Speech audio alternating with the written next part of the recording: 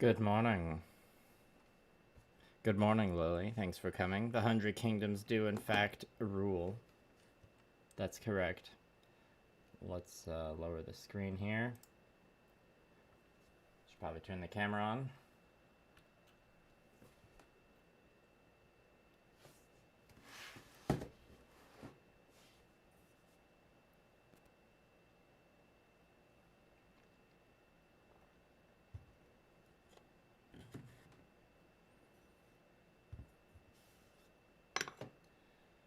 Alright.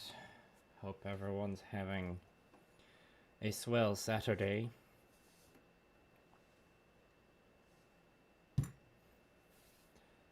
Last night's stream, we made it. We made it to 3 hours, which was longer than I was expecting.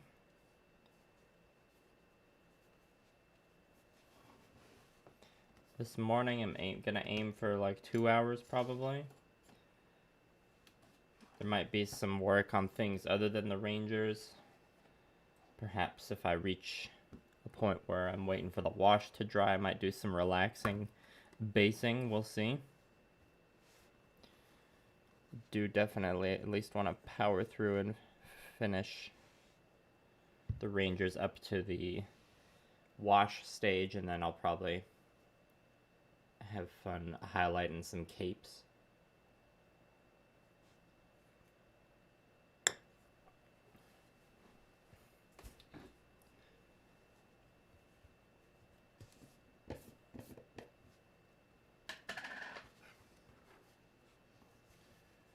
Just getting everything in its place here.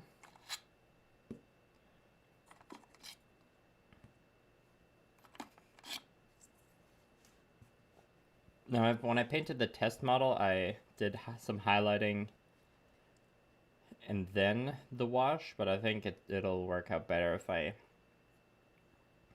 do the highlighting mostly after the wash.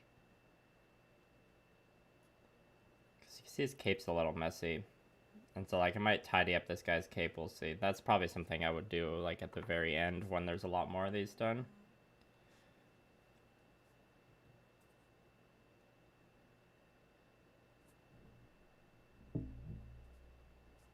I got distracted by a text there. Let's see. Just go through each of these and determine if they need any more base coating before before a wash. These armbands need another coat on this guy. And the burnt umber could be tidied up a little bit. And I think I'll probably... Yeah, but in regards to his hair, I'll probably finish up the hairs and faces after the washing. Pretty happy with how these faces and hair turned out, though.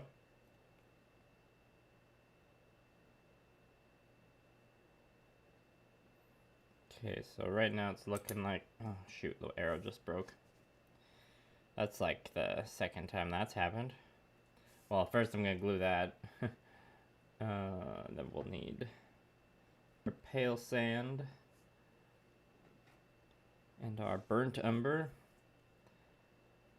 And I think that's it. But I guess I'm grabbing the super glue. Hello, Robert. Thanks for coming. It's good to be back. How are you doing?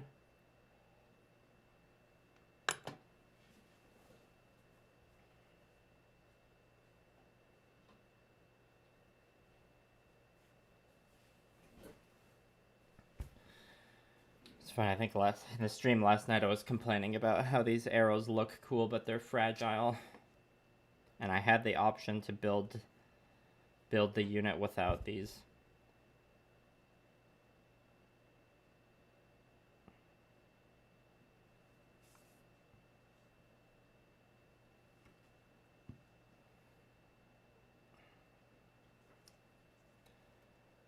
Okay, this could be a fun thing to glue.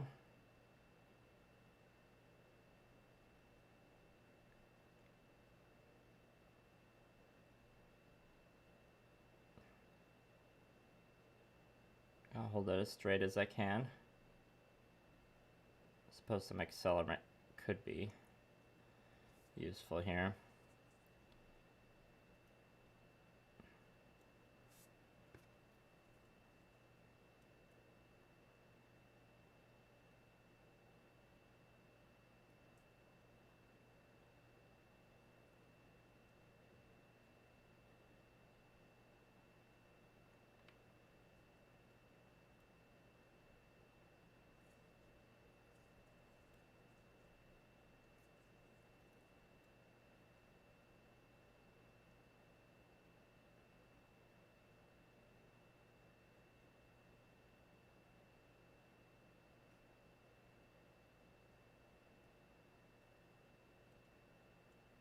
Okay, just gotta balance that vertically for a bit while that glue dries.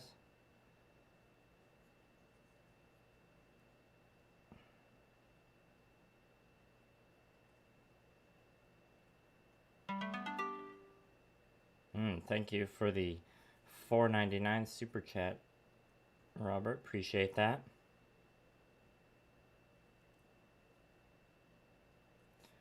Okay, let's use this toothpick to just... Yeah, it's a crooked arrow, but what can you do? When the super glue is like cured later on, we'll have to just give it a really light filing down. But we need some super glue to reinforce it. Yes, that's definitely enough to get myself a coffee. Thanks again.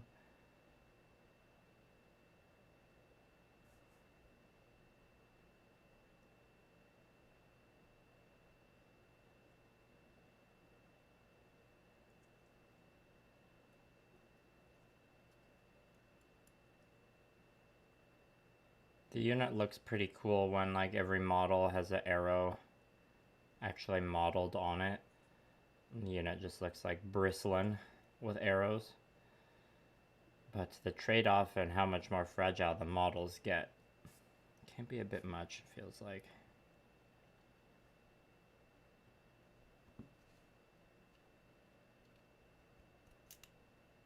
Whoops.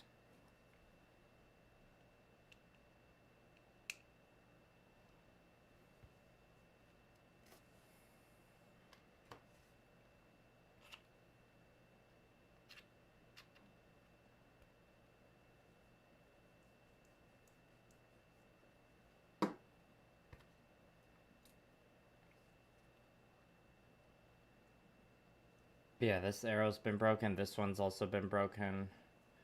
As you can see, the obvious glue point. And I think there's one more in the pile off to the side that has happened to.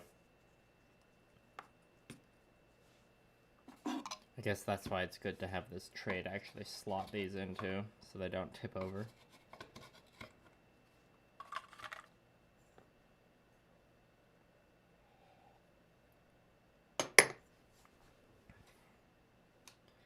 Anyways, back to the painting.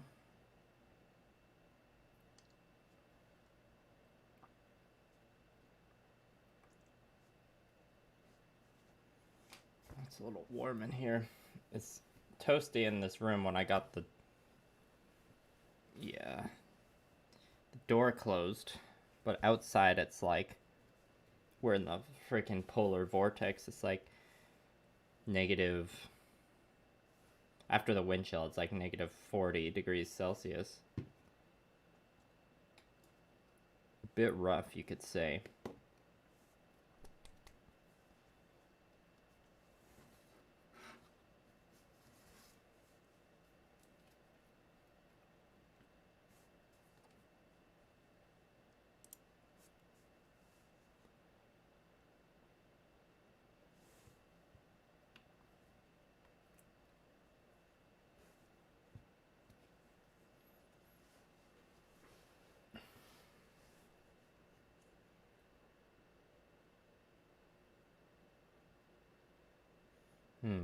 I need to turn on my air purifier.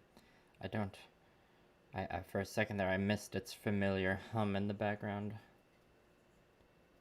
The somber white noise of a air purifier.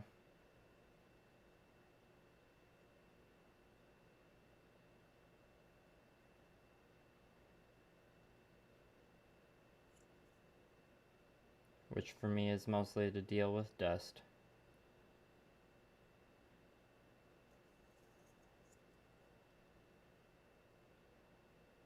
And yeah, this pale sand color is, you know, pretty pale, so this needs one more coat. Especially in the areas where some of the skin color bled over.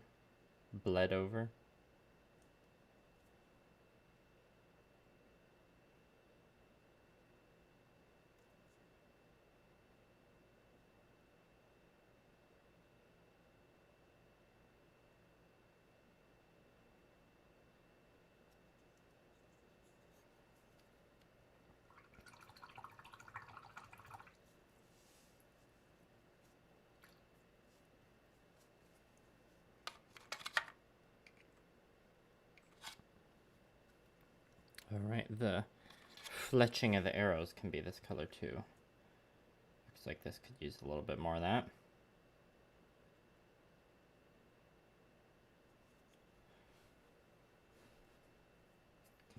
The camera can move over a bit. Let's keep that mini more centered now.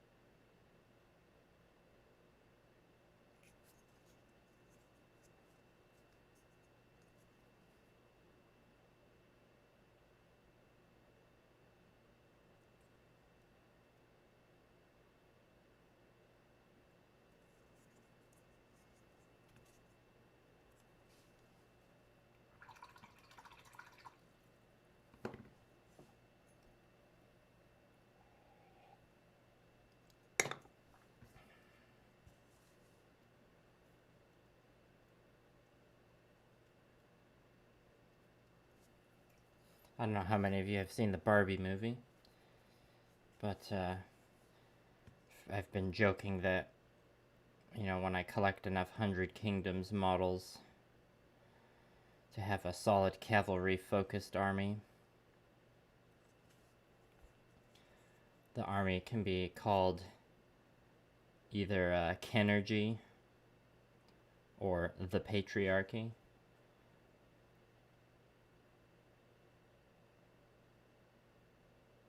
You know, every wargamer I've told about this, maybe like 50% of them have seen the Barbie movie and get the joke about the patriarchy.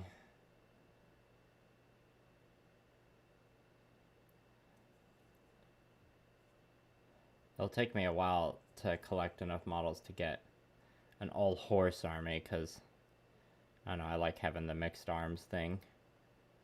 I gotta collect pretty slowly, and I also got my spires that I'd like to keep getting models for. Oh, this guy doesn't quite have... Okay, let's just add some here. Just to add a bit more of this pale sand color.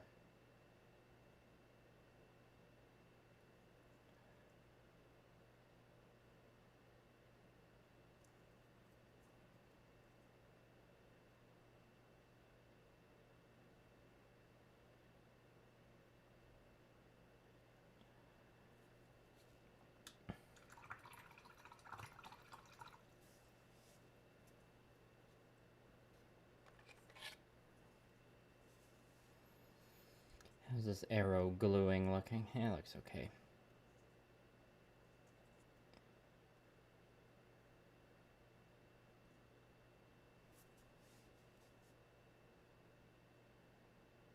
Definitely won't be able to notice when it's just sitting in the unit.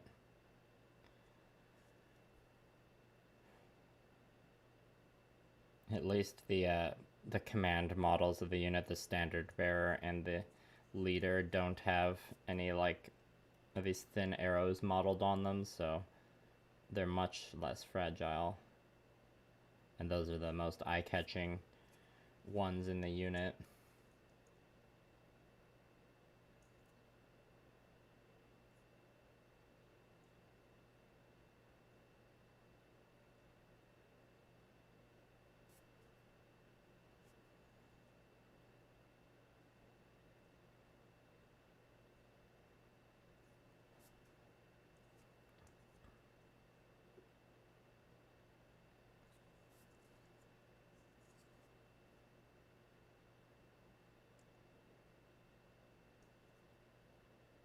Could also see myself getting another box of this unit for my 100 Kingdoms army eventually, but I would assemble them. I think I would assemble them as longbowmen for the second box. I don't know if I need a. I don't feel like I need a second unit of Imperial Ranger Corps.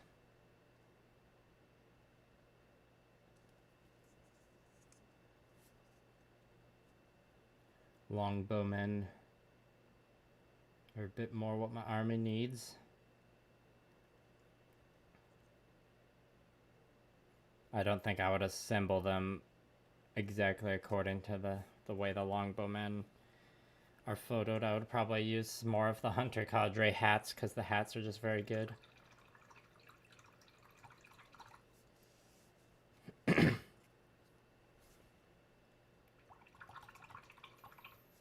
Okay, now I think I need, before we move on to the Burnt Umber, I just need to get a hobby knife with a fresh blade and just straighten out these broken arrows a tiny bit.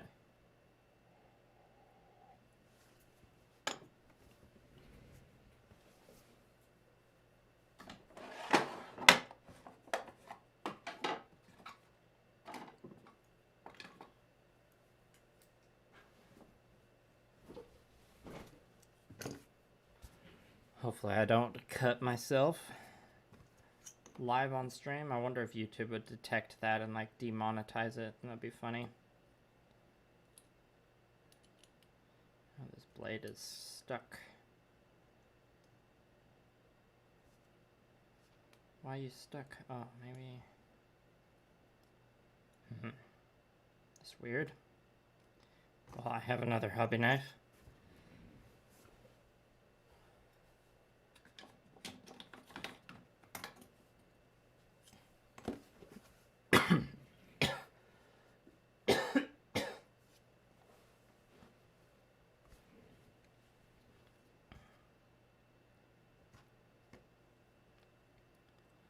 Okay, this is gonna require just a bit of finesse.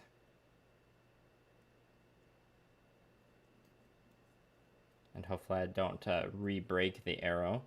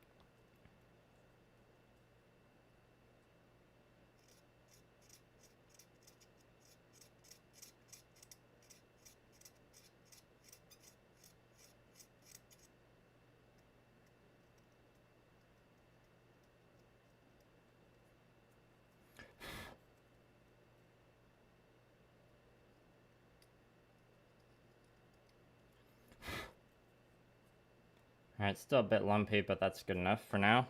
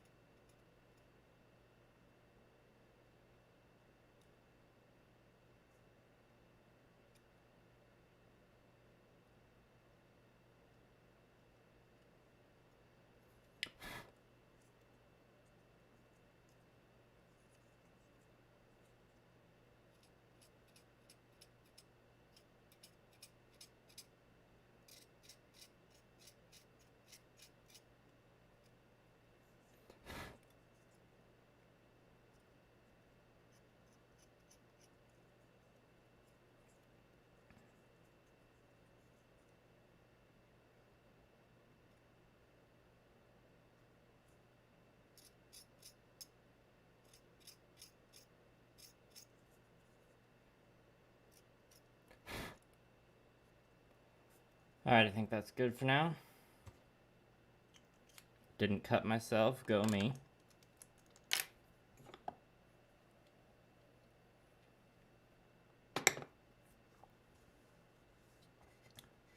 Okay, now we'll just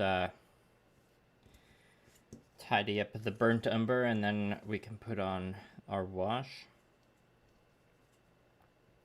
Any guesses as to what wash I'm going to use?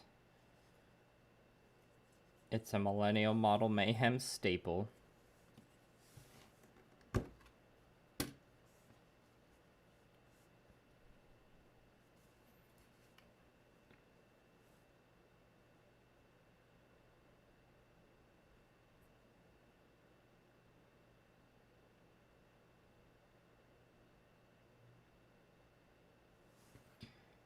Might do a bit of pre-highlighting on the burnt umber before I add the wash, actually, now that I think of it.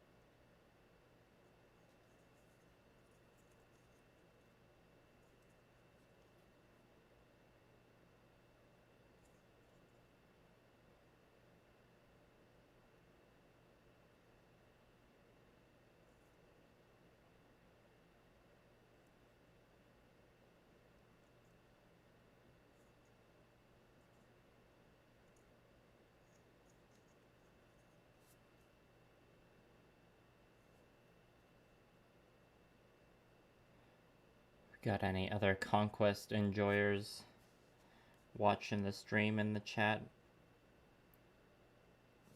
that saw the new Sorcerer Kings minis on Thursday? 8th faction hype, anyone?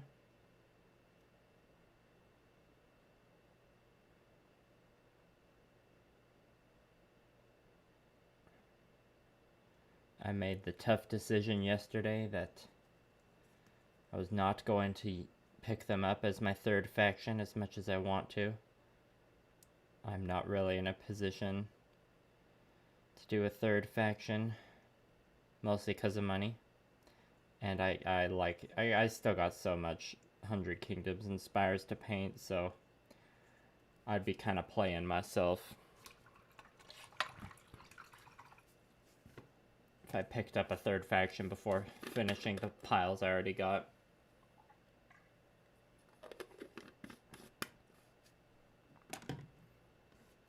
I think that would be deserving of a roasting.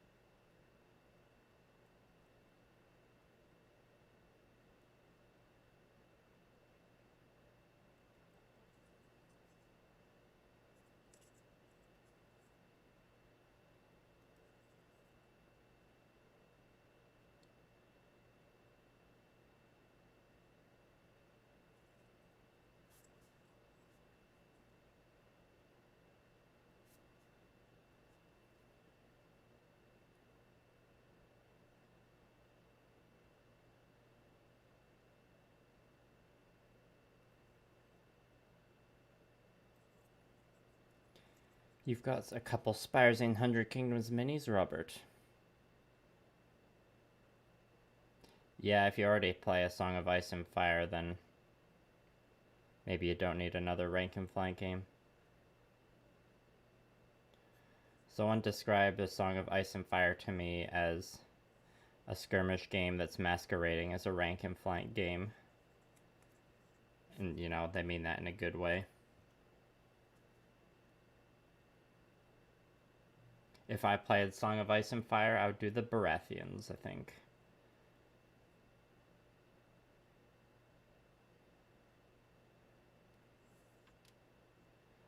Oh, looks like we need to add some black in there that I missed.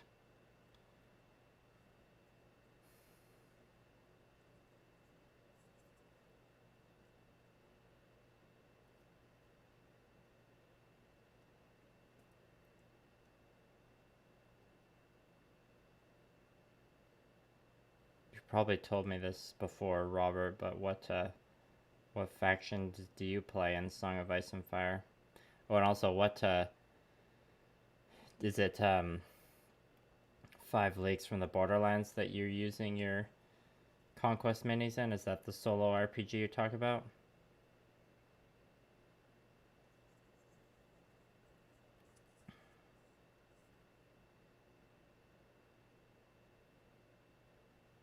That's a book I picked up in the fall that I've been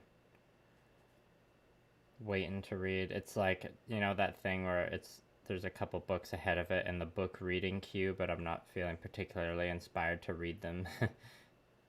But I'm like not letting myself skip ahead to read that book yet, because I want to stick to my arbitrary order, but clearly it's not working out.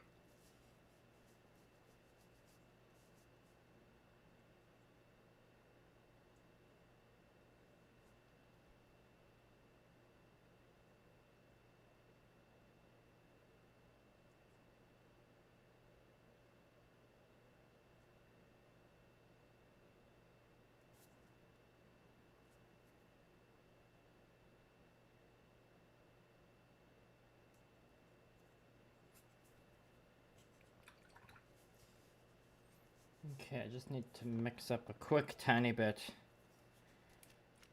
of the dark mahogany or whatever I was calling it, because we definitely need to have that on there for when it's time for the wash.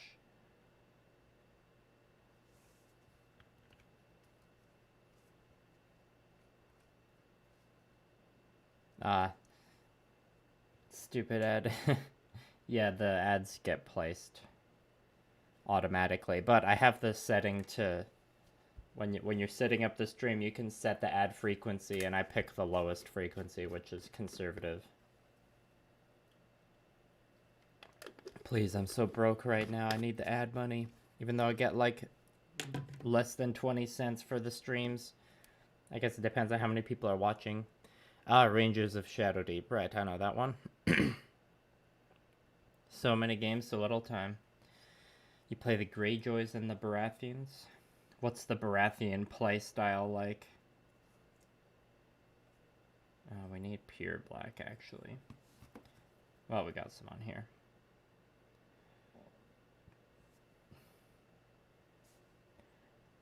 If I had to take a guess, the Baratheon playstyle would be like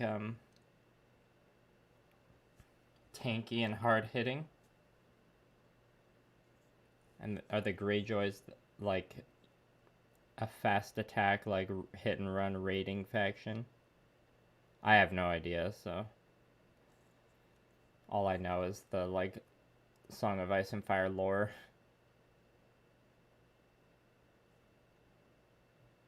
I read the first 2 books, watched a fair bit of lore videos, and of course watched the shows.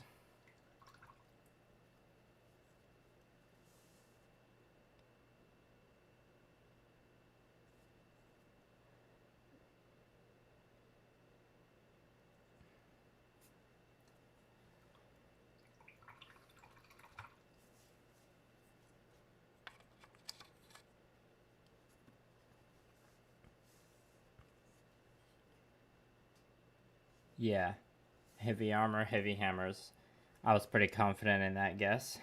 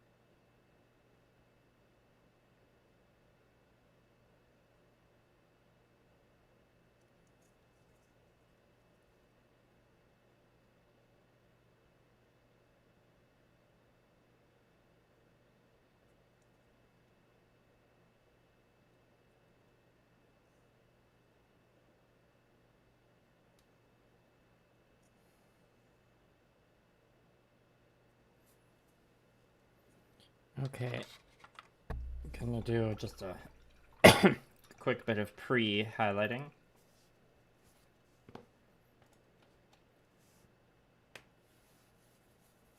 A healthy 100 Kingdom scene, am I right? Yeah, definitely.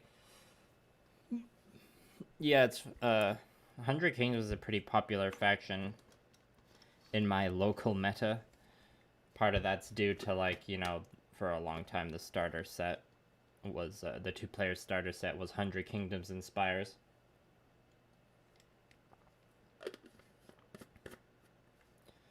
And it seems like a lot of people, you know, we all like the rich lore of the game and all the unique factions, but a lot of us saw that one was like, yeah, that's cool, but I just want to play the like just regular people faction. So, and 100 Kingdoms is also in a decent, like a pretty strong spot meta wise.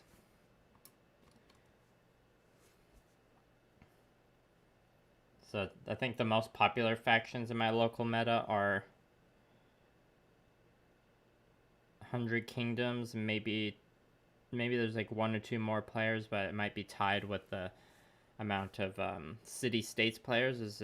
City States is decently popular, and then maybe the next most popular one is Spires. I think we got at least 1 player for each faction in my area, though. But like the regulars that play often, or the ones that I play the most games with, are like City States, 100 Kingdoms. Well, I guess with the new year, there's a couple more of the Woodroom players are showing up more often.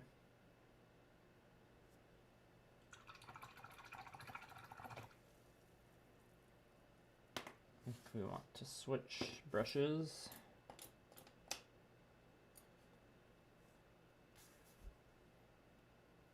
Oh yeah, Conquest in general. I mean, I don't mind it.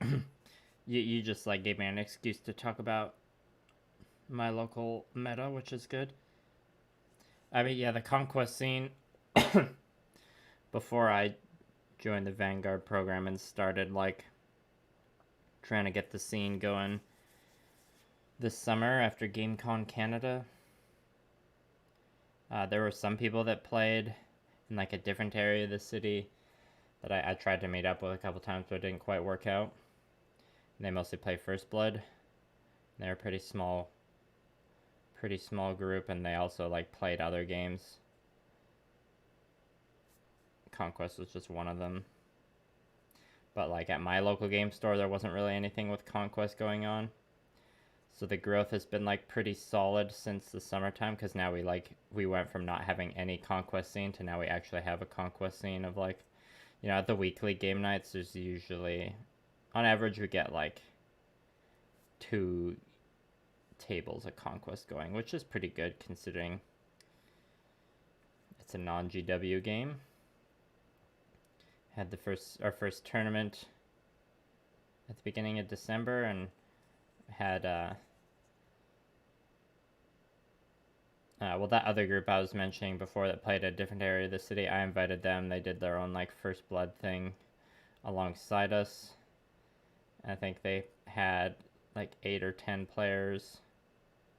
They were closer to 8, and then we had 10 people playing in the Last Argument Conquest tournament, which was more people than I expected, so I think relatively speaking the Conquest scene's doing pretty well. But that's just, for me, that's just like, I only really experience it through like my main local game store. I guess there is one other game store in the city that they'll do like a Conquest weekend day every few months or so.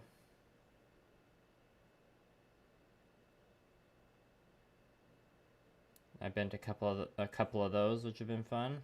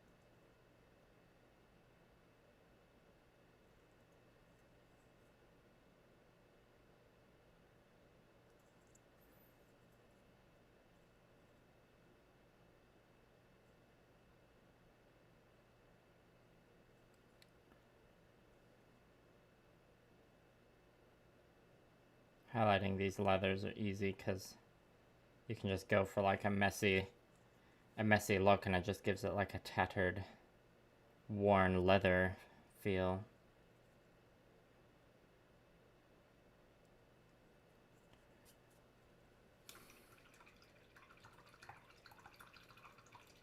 Games Workshop is a powerhouse. I mean, they weren't the first miniatures war game, but they were pretty early to the game. I think you could, I need to fact check this, but I think they had the first science fiction miniatures game. The first fantasy miniatures game was a supplement to Chainmail.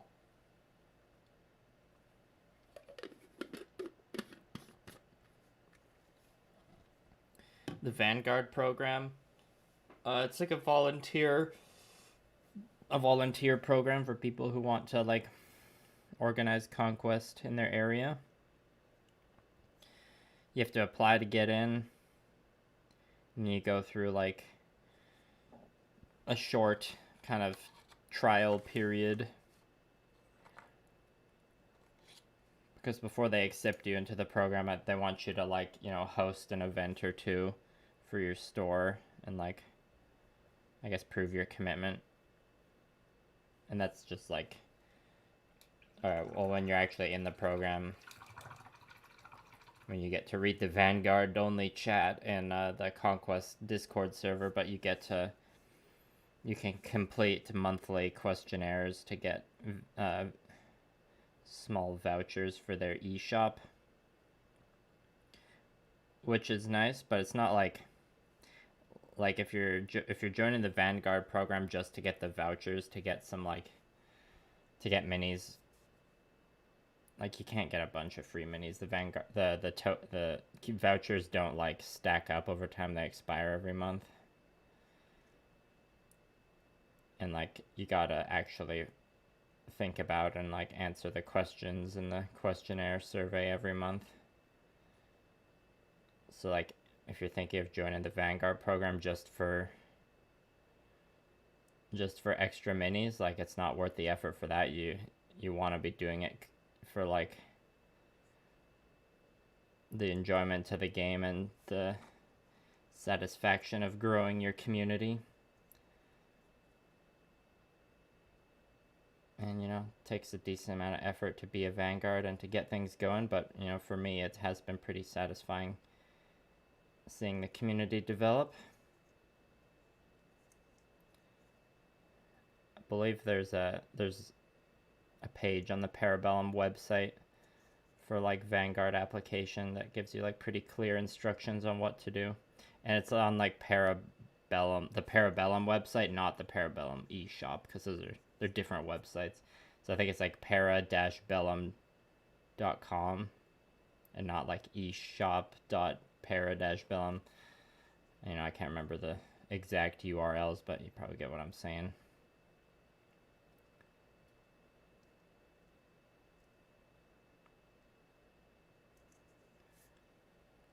Yeah, the Vanguard program is pretty integral to the growth of the game. Hopefully they never axe it like Privateer Press did with their Press Ganger program, which was like a very similar thing that was going on back in the heyday of War Machine and Hordes. But eventually Privateer Press axed that. I don't know if it was a cost thing. Could have been.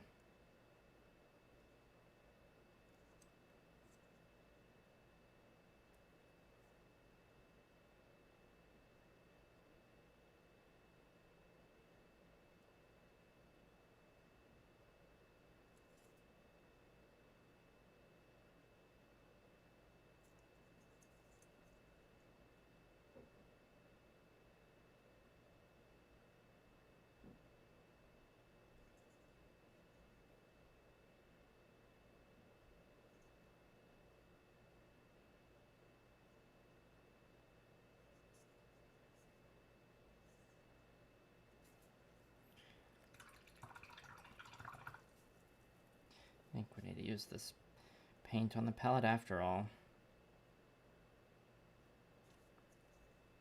Because we missed a bit over here that should be this color.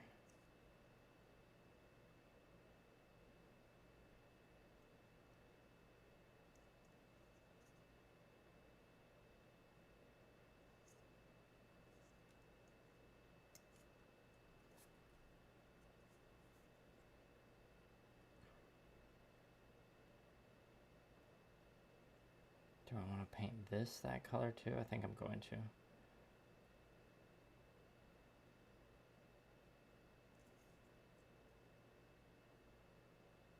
With this unit and the variation in like their outfits with all the straps and various leather padding and all that, I'm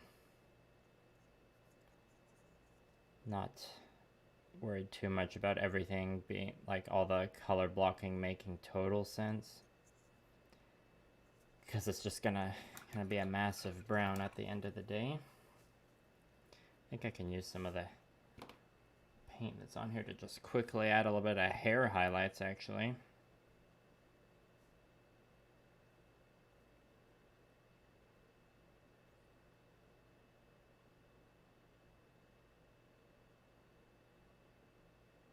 Oh, you're thinking of opening a game store, Robert? You got some savings to drop on a investment like that? I hear running a game store is something you gotta do out of passion.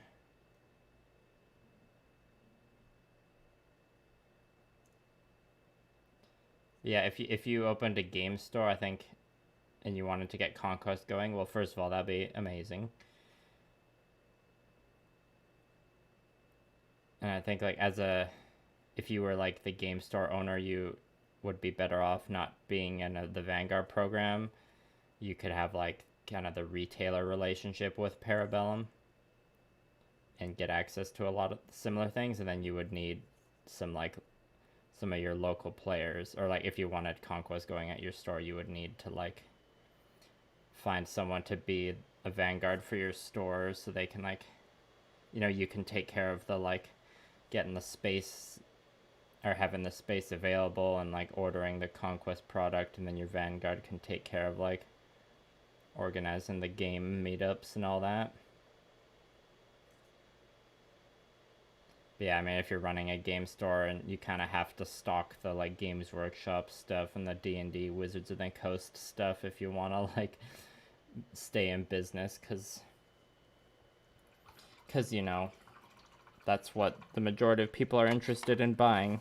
So you got to cater to that so you can stay in business.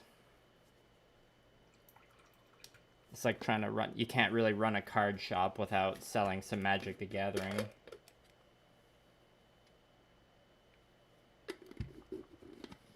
I'm no expert, though. Can take everything I say with a grain of salt. Okay, this should be the last one that needs to be highlighted. Looks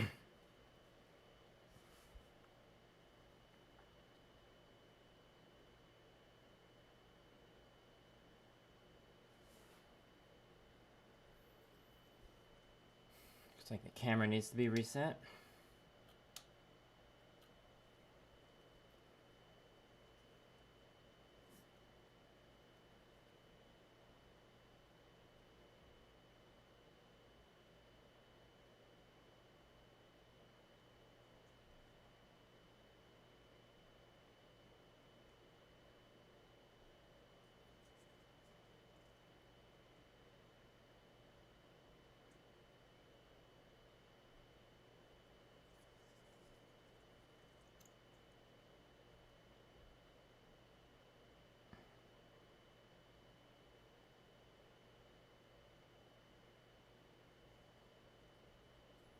And not much highlighting to do on this one, really. It's going to be pretty tricky painting all the silver buckles and buckles and studs on these guys without messing up.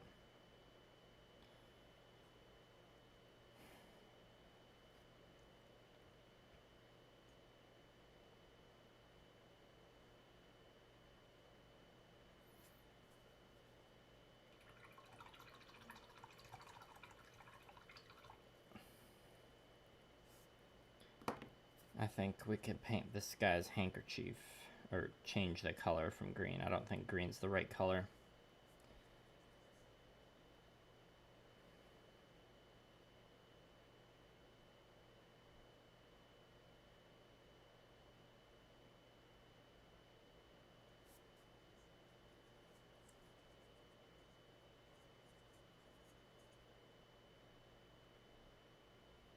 Oh yeah, a lucrative career. Yeah, I mean that definitely sounds like a more of a position to start a game store.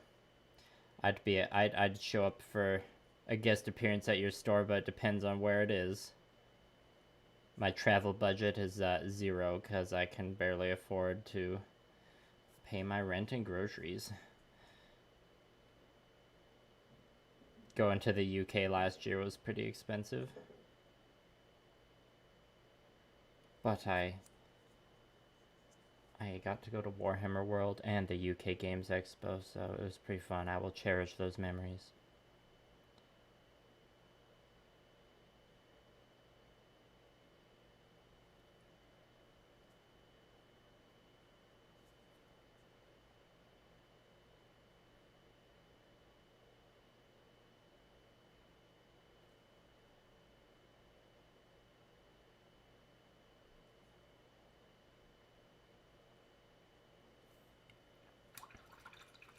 Oh, glad you like the IBO diorama. Yeah, that was a fun project. Oh yeah, Sparkster. The cost of living in Canada, especially comparing to like our southern neighbors in the States, it's pretty rough right now. most of the grocery stores here in Canada are like owned by the same handful of corporations. And yeah, the price gouging is rough. And rent is pretty dang high too, because the housing supply in Canada is nowhere near adequate.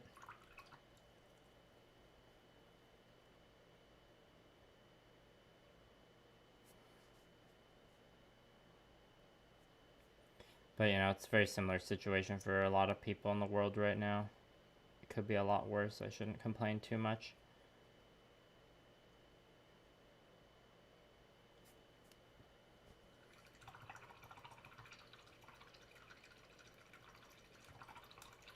Sorry, are you in like the New England area, Robert?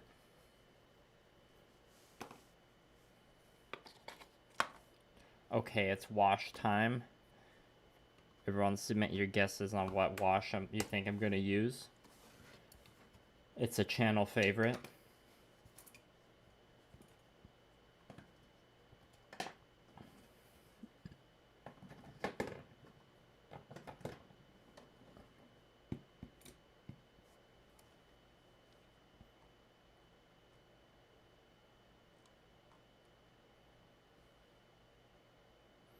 I don't know if the YouTube chat's doing something weird or if you're doing it manually, Robert, but all your previous messages are getting deleted.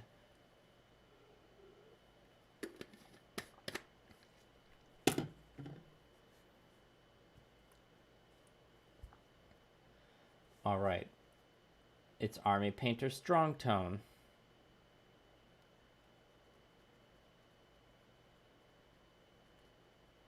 Oh, Head and Shoulders wash, good one. Took me a second to get that.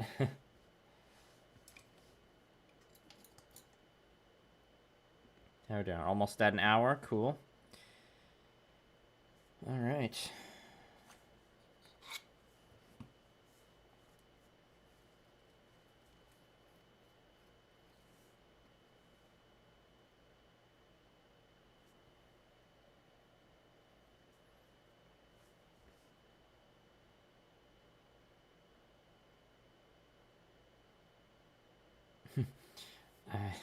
Yeah, I mean, can you pay to relocate both Blue Parappa and I? And is your game store job gonna pay like a salary with benefits and everything?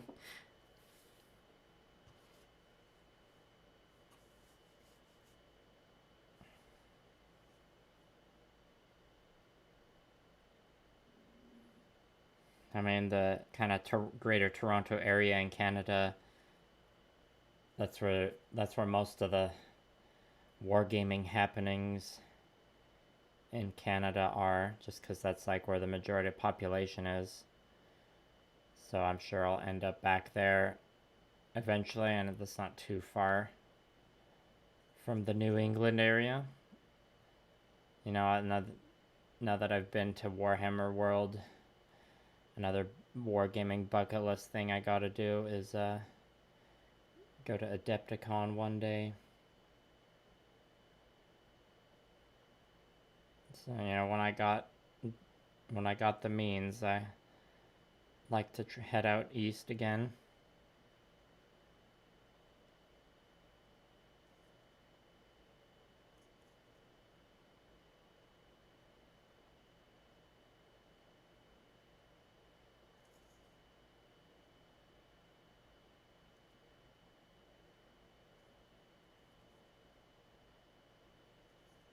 I should have tidied up this guy's collar before putting the wash on, but it's alright.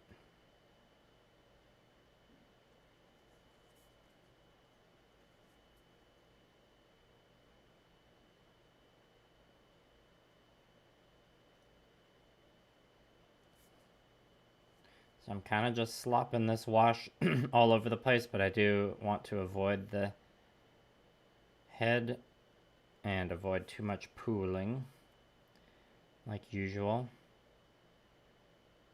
And avoid any like weird drying lines by doing it all at the same time, or applying the wet coat everywhere before it has a chance to dry.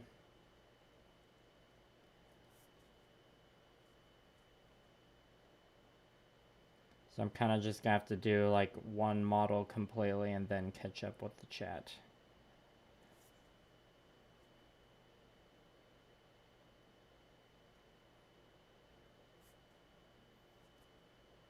So like you can see, I'm trying to avoid getting it onto the arms until I'm done the rest of it, because like once I start getting wash on the arm, I gotta like get even coverage across the whole arm to make before any parts of it dry. So it's like I'm washing the whole model at once, but taking it one section at a time, if that makes sense.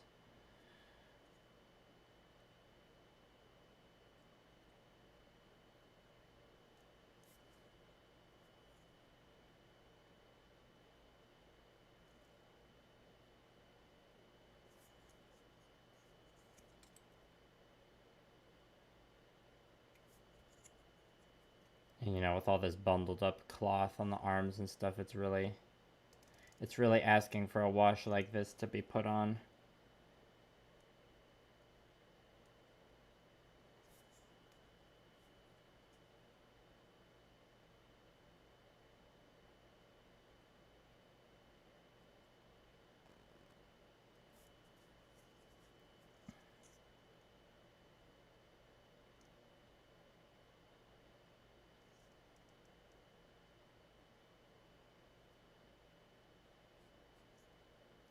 Put some on this black just to give it more of that, what was that, ebony look? Lacquered black wood.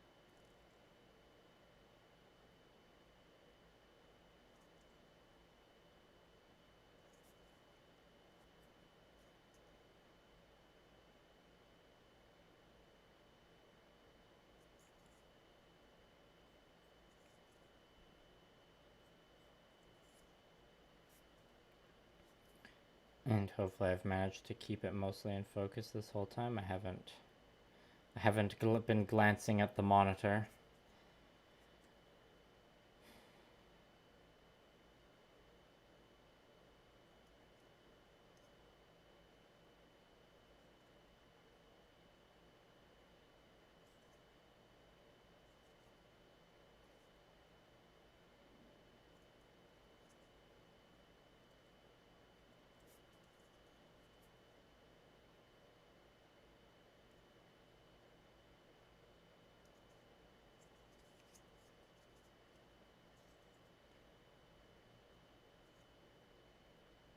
Okay, I think we got it all on this lad. Oh, you don't need to delete as I respond. That's thoughtful of you, but it's not necessary.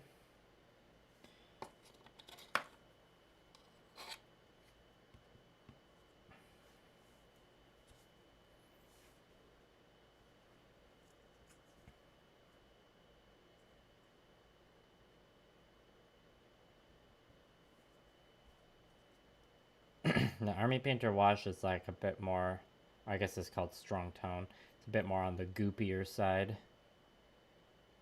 But there's one time I tried thinning it with just some like universal thinner, and it interacted weirdly with the paint it was being put on top of, so I just gotta deal with the goop.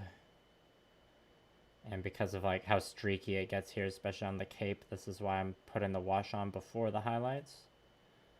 Which is what you usually do, but I think when I was doing the test model, I tried not doing that. And it was a mistake.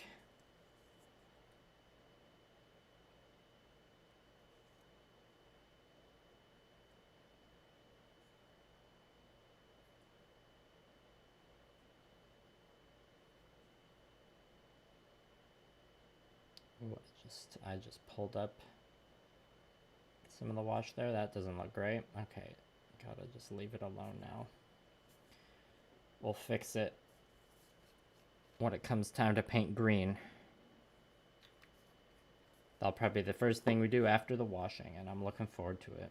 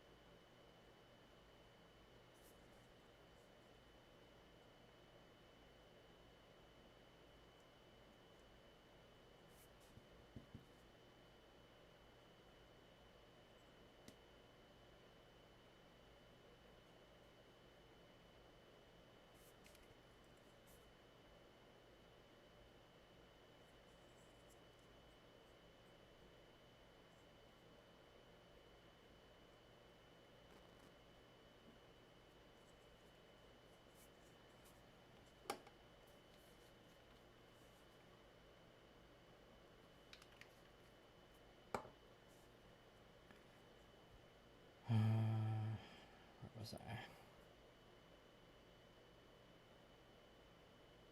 I first discovered Army Painter Strong Tone.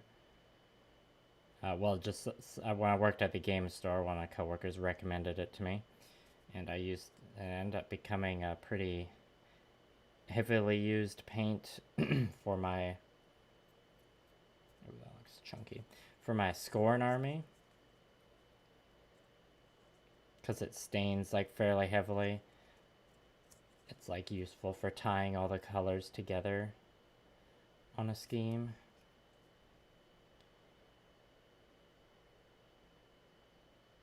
Probably like overdid it on some models in terms of like how much strong tone I used, or like I could have been a bit more selective with it. I like how it looks over top of gold.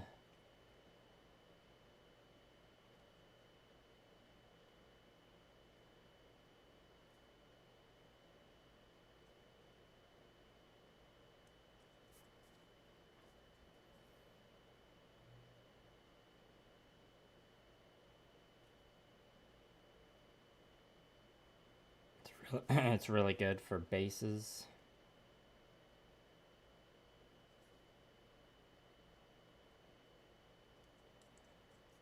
Like many painters have had, I had the phase where like all painting was just like, yeah, base coat and then just drench it in wash and it looks amazing.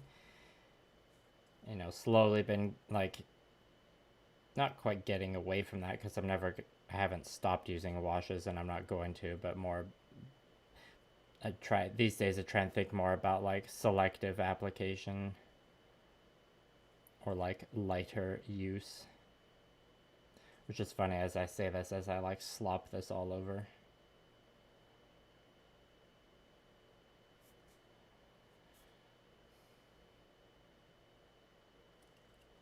It's okay for these rangers to get a heavy brown wash because, you know, they're hanging out in the forest and hiding all camouflage, so it makes sense.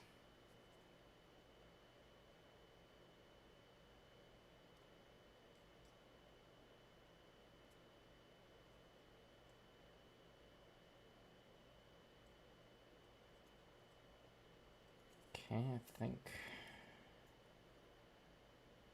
we got all the areas there. One left.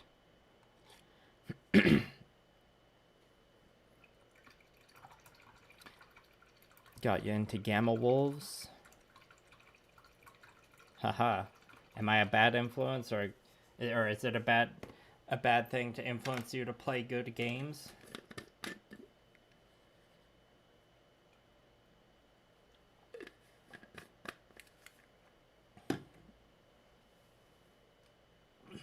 Is anyone in the chat playing Warhammer The Old World? Doesn't that release this weekend?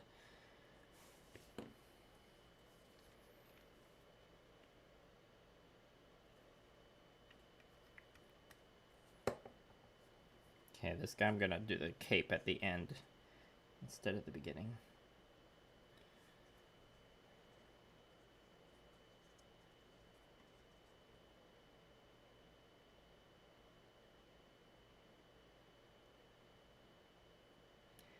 As a person with, you know, a Warhammer, or a couple Warhammer Fantasy armies in the case. Oh, I forgot to paint the burnt umber on his little leg straps. Well, it's fine, I'll just have to deal with that later.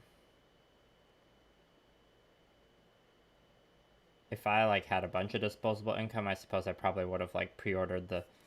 I wouldn't have pre-ordered any of the army sets for the old world, but probably, like, the books, or some of the books. Just because I like me a good hardcover fancy book with some good art in it. When I watched Ash Barker's review of it, and I was a little, not unimpressed, but, like, it just was, like, more...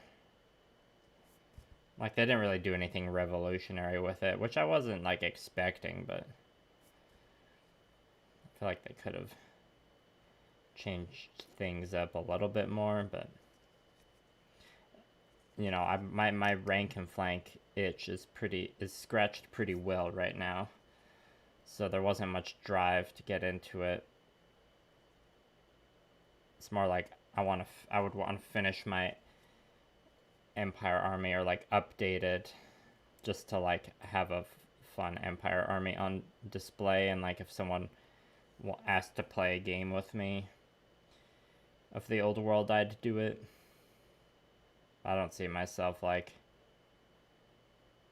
really investing in it. I definitely will not rebase my Empire army to the old world base sizes. I will just use movement tray adapters if I actually ever play, which is unlikely, because I don't know, if I was setting up like a Warhammer Fantasy game to play, I would almost be more inclined to play like an agnostic fantasy rank and flank, or, you know, 9th Age or whatever, or Warhammer Armies Project. But even before the old world became a thing, I wasn't like making plans to play any of those games anyways. I was making plans to play Conquest and Gamma Wolves. Empire models can just look pretty on the shelf. I do have an unassembled steam tank though in a drawer. Who doesn't love the steam tank? Yeah, that's the other thing, Sparkster. You kind of Games Workshop's record with like supporting games that aren't like their mainline Age of Sigmar 40k games can be kind of spotty. Doesn't exactly inspire confidence. It's like, I'm sure they're kind of waiting to see how the old world does, as to decide like how much support they want to give it.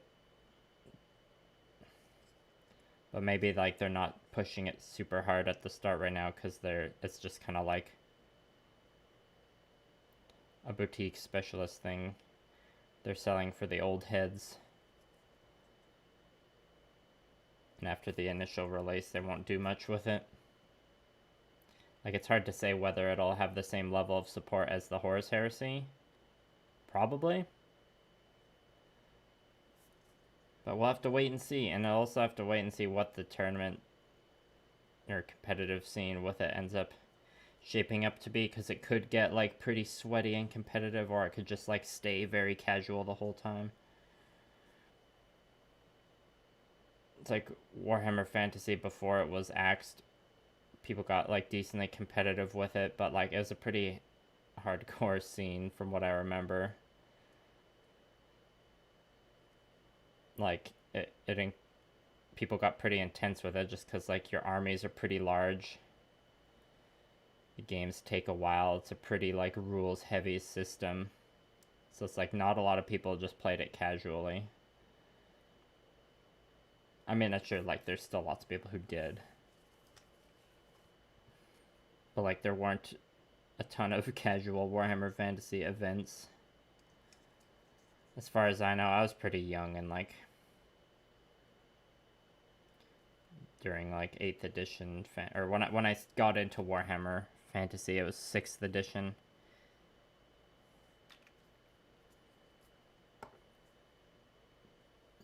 But it was like the tail end of 6th edition.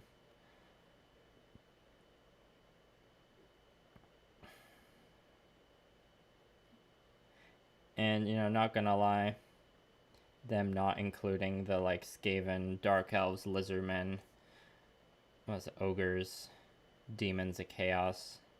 I don't know, maybe I'm missing some.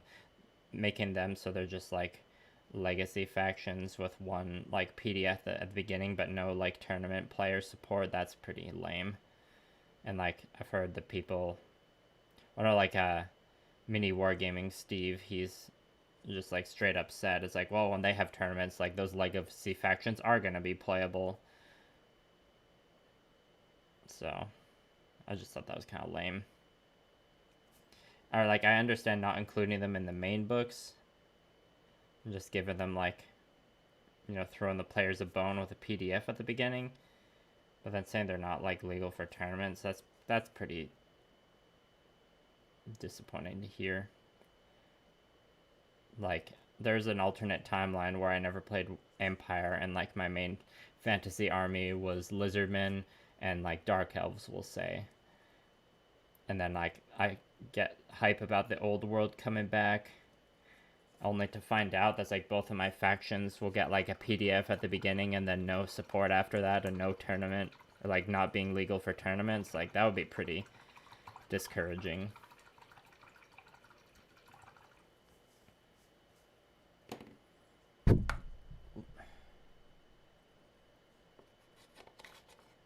You made a knight, Lily, one of your household knights. Well done. So you got a block of 6 now. And you also have the mounted noble lord. Yeah, I think you do. I'm trying to remember your army.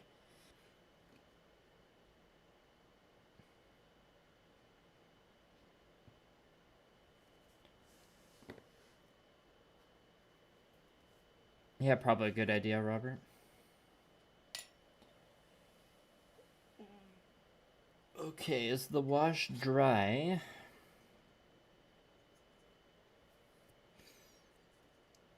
Not quite. 4 so far. You bought the Imperial Rangers recently, right? Are you gonna assemble them as Imperial Rangers? Or are you? Or I think I saw your army list the other day. You're doing Hunter Cadre. Okay, what can I do while I'm waiting for that wash to dry? Well, I can have some water.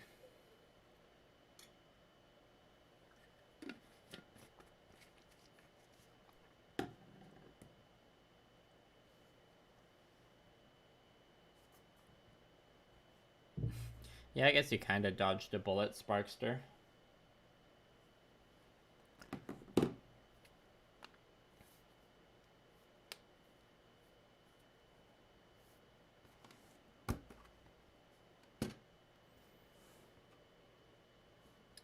Well, I do need to use the washroom now, actually.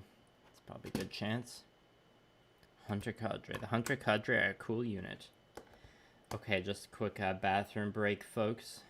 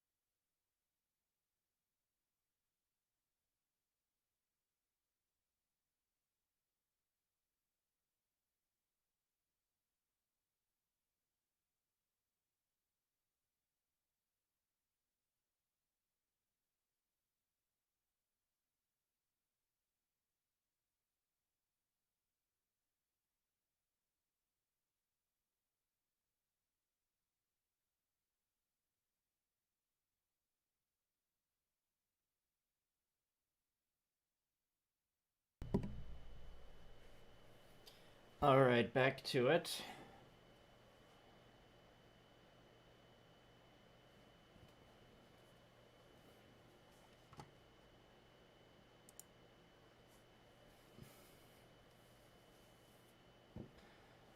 Time to go back to the green. I've been looking forward to it. Okay, which of these is painted first?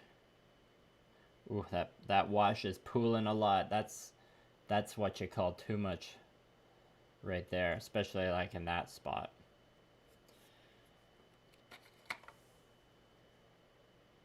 Yeah, so that's why this guy, this test model, we did the highlighting on the cape and then the wash. So that's for this. For the rest, we're gonna try just base coat, then wash, then highlight. Back to the old goblin green.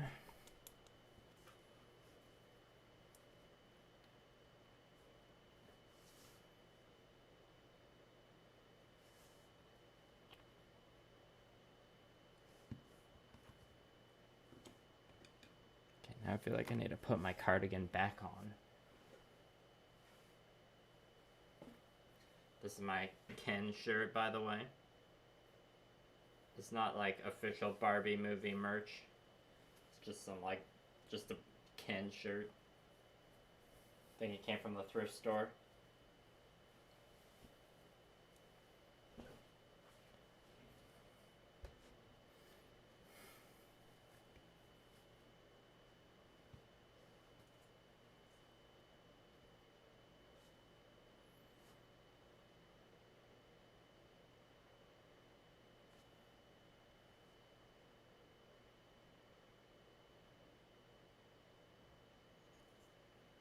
This isn't the brush I was thinking of using actually, but we'll see how it goes. Alright, well, let's just get right into it.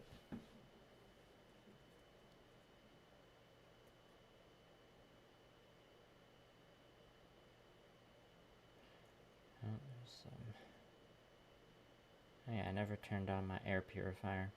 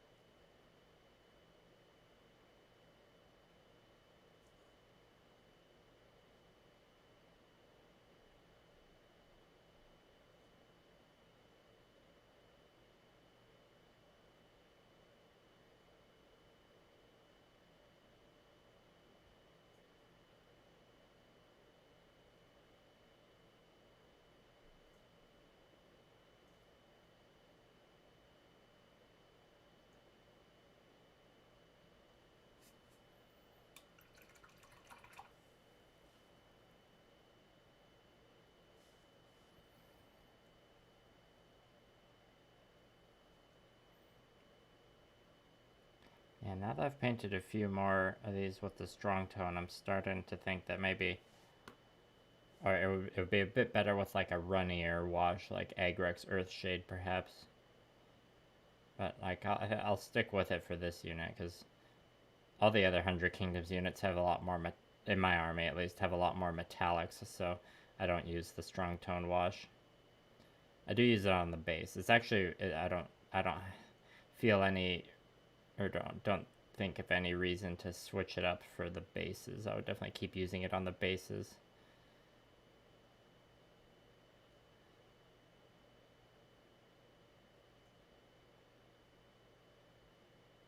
The formula for Army Painter Strong Tone has definitely changed a bit over the years. When I first started using it, it definitely looked different.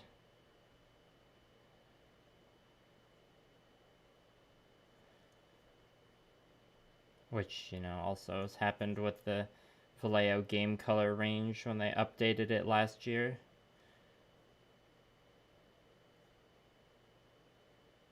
Reminds me I need to pick up a replacement bottle of royal purple of the new game color and see how it compares to the old game color. From looking at like the bottle in the store, it doesn't look too much different.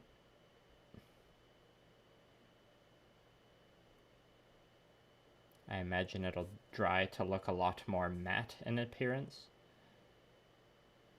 because that's been my experience with the new game colors so far. But I like it when paints have a matte finish.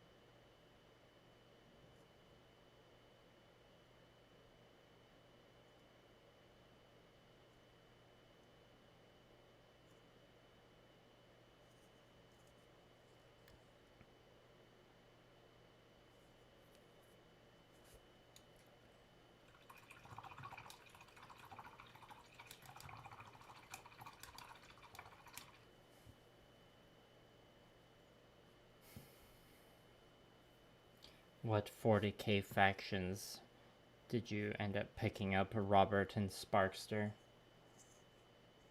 What caught your eye in 40k, distracted you, or got you not to choose the Warhammer Fantasy?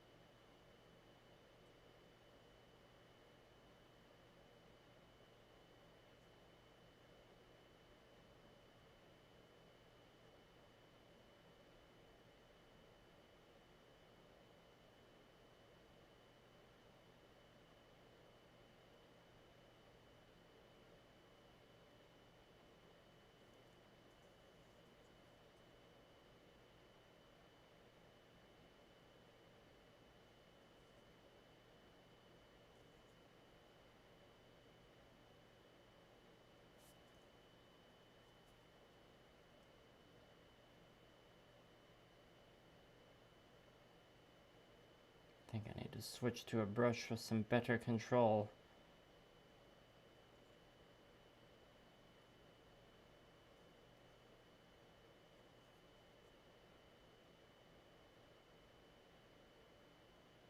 Am I going to, though? Good question.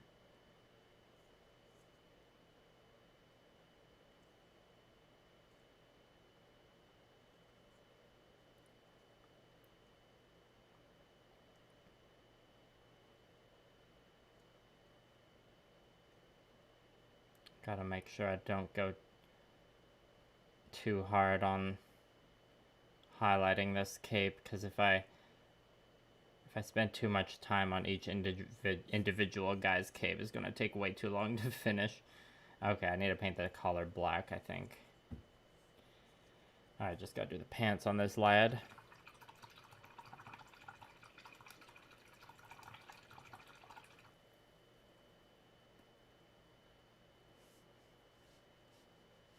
I guess now I'll switch brush. It isn't much smaller, but it has a better tip.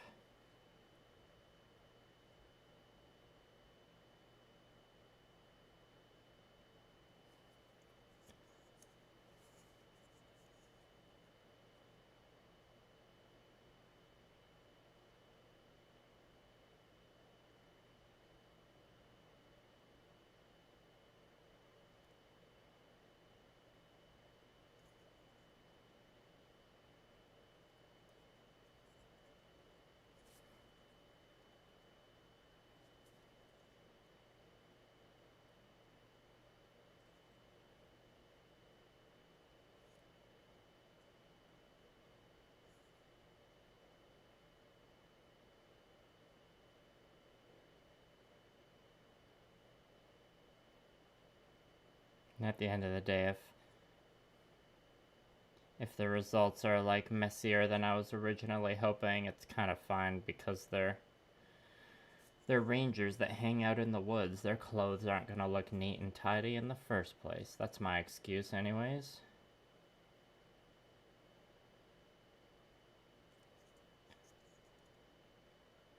Not that I need an excuse, it's always that you paint your mini your way, am I right?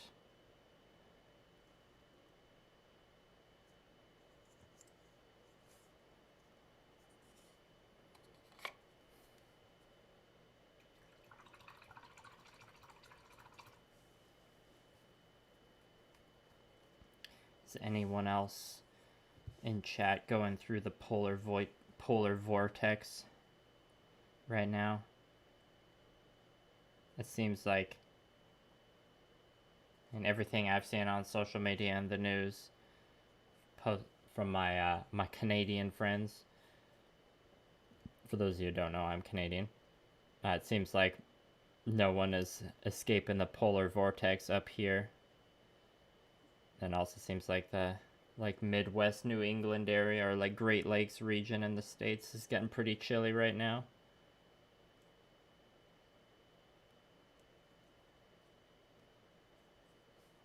I'm glad you think it's a good excuse, Lily.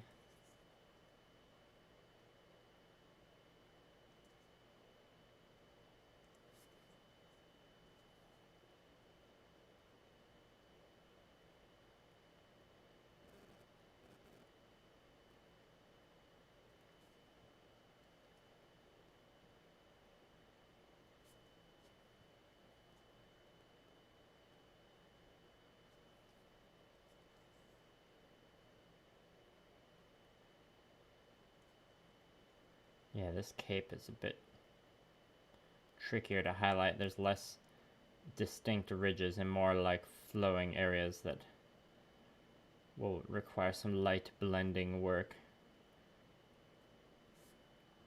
And also there's this awful area of pooling wash here.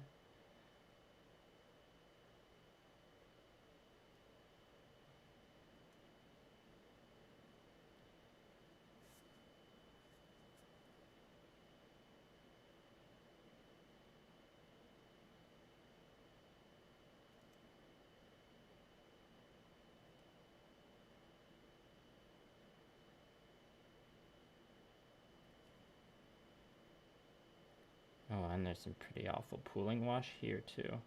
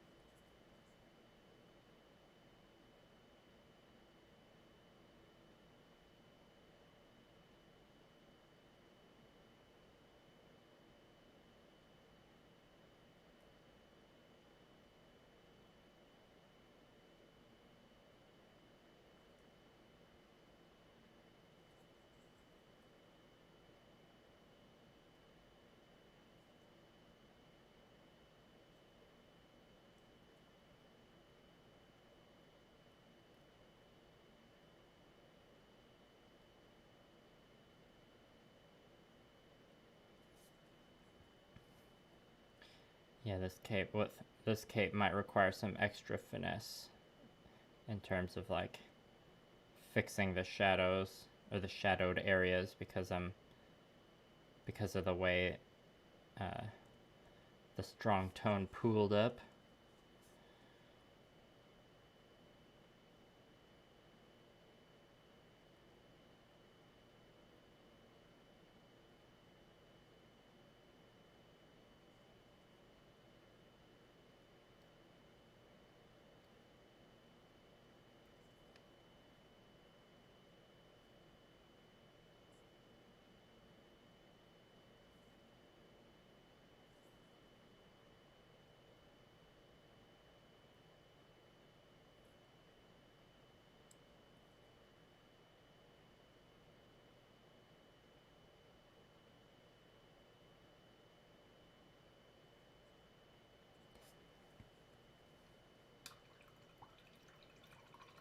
do the arrow cutting first. Yeah, you probably weren't here at the beginning of this stream, but I snapped one of these arrows like right at the beginning of the stream. I had a whole, not quite a rant, but there's been multiple arrows snapped on my unit of rangers, I'll say that, and yeah, they're not sturdy at all. And in hindsight, probably didn't have to assemble every guy in the unit holding an arrow. But I wanted to, because it looks really cool. It's just, they're just a lot more fragile.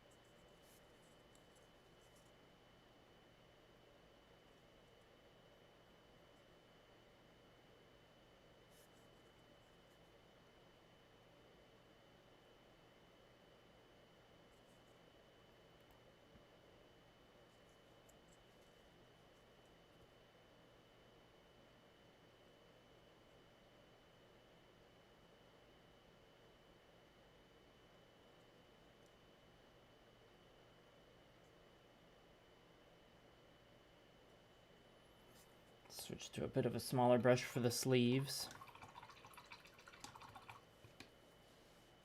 Yeah, my marksman clone unit for my Spire's army, they also had some arrows that were like completely separate arrows on the sprue, and when I was assembling that unit, I think like every single one of the arrows snapped. So it's like, all right, I'm not gonna do that for this unit. And even if they didn't snap, I don't know if I would. They look fine without it. At least with that like Rangers kit, you get a lot of different arm options, so you can build them without the like arms holding the arrows if you want.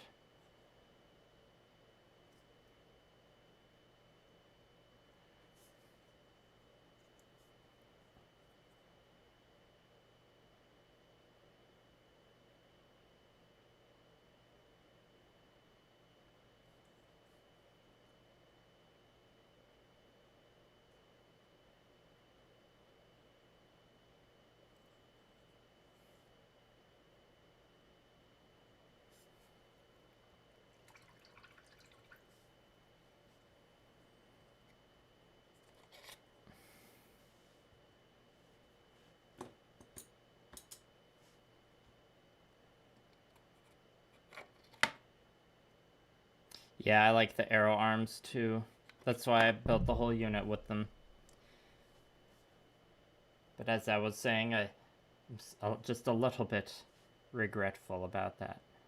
Just because it's annoying, or I've like had to glue probably 3 of the arrows now that have snapped, like over the total time that I've had this unit. It definitely looks cool though.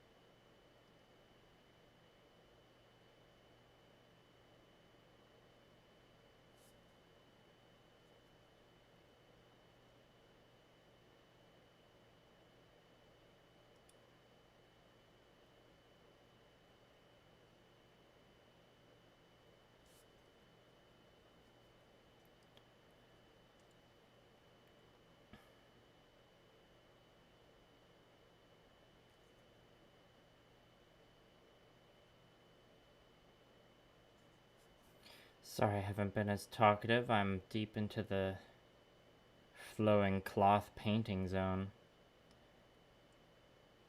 Similar vibe to the edge highlighting zone.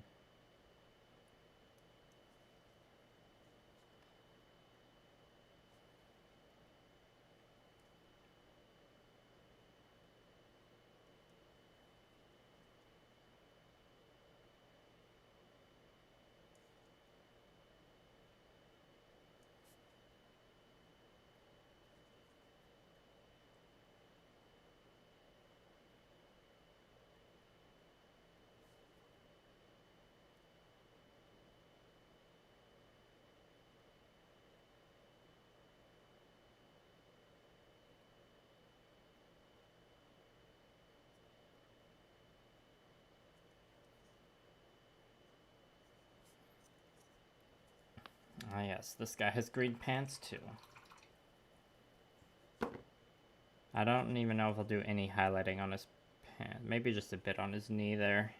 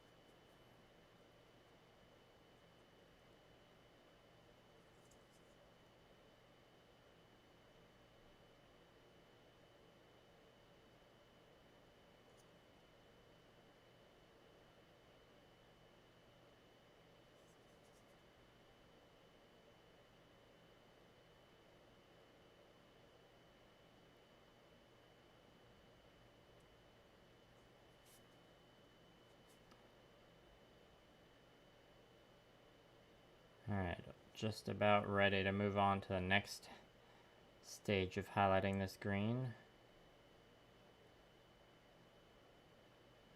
If I remember correctly, I think I'm using Vallejo model color golden yellow? Yeah. I went through a few different highlight choices for this green. Ended up settling on a slightly desaturated yellow.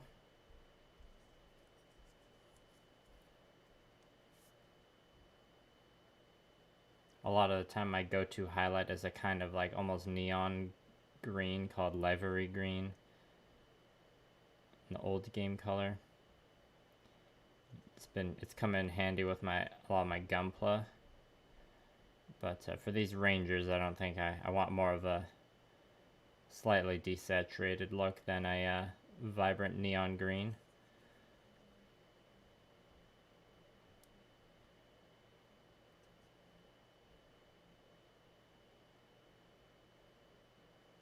Because they are Rangers after all.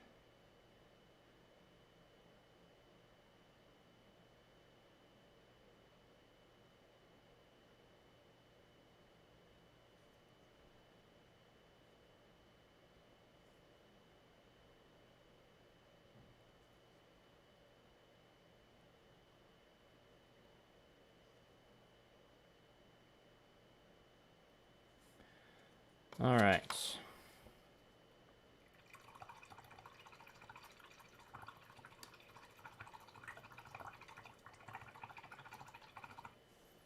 Oh, we got 11 viewers now. Welcome. It's quarter to 11 a.m. where I am right now. Do we have any people from overseas watching, or is everyone else just having a chill Saturday morning?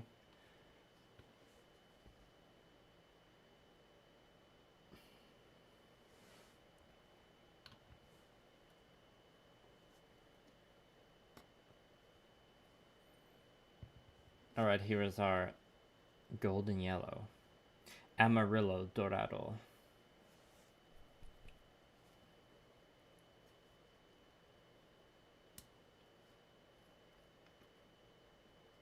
Yep, but they're my Ranger Corps are very I include them in almost every 100 Kingdoms list I have. Waiting for your D&D people to show up. That'll be a fun Saturday. Yeah, Lily, I like the I almost called them hunter cadre, the Rangers. They're like a good early game harassment unit because they have fluid formation. So, and the Imperial officer's the only one who can take them. So typically, I've got him as one of my warlords, so they can move up really quick at the start of the game with because the Imperial officer gives all your infantry vanguard. So they can like get 19 inches up the board turn 1, and then they have fluid formation. So you do a lot of like walk up, shoot, spin around. Then the next turn you shoot and then run away at full speed because you got fluid formation, so you can shoot behind you. And then at the end of that, you turn back around. Lots of fun movement shenanigans. And it's not, I wouldn't say it's like super OP or frustrating to deal with because they're not like, they don't have a super high damage output or anything. Powerful Power Rangers. I mean, they're more of like harassment, skirmisher, hit and run unit. I wouldn't say they're powerful, but you know, maybe I'll call them the Power Rangers in a game just for fun.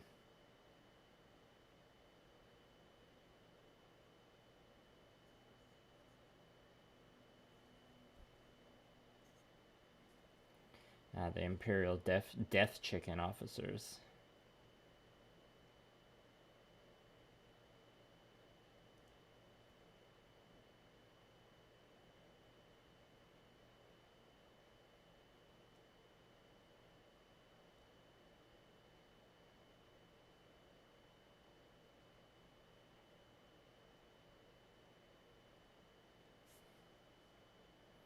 There's a fellow Vanguard Cody who is in Halifax. He kit bashed one of his angry chickens with a city-states helmet, sword, and shield, so it's like a gladiator chicken. It's pretty epic.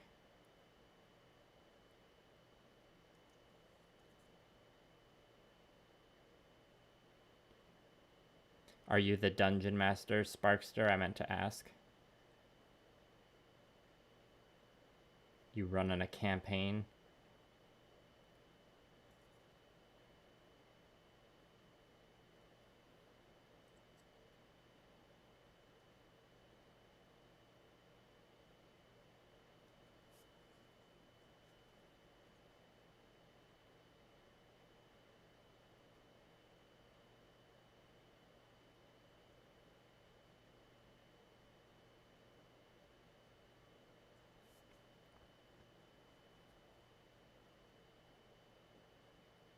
I'm actually feeling a lot better about this cape now that I'm on the second round of highlights.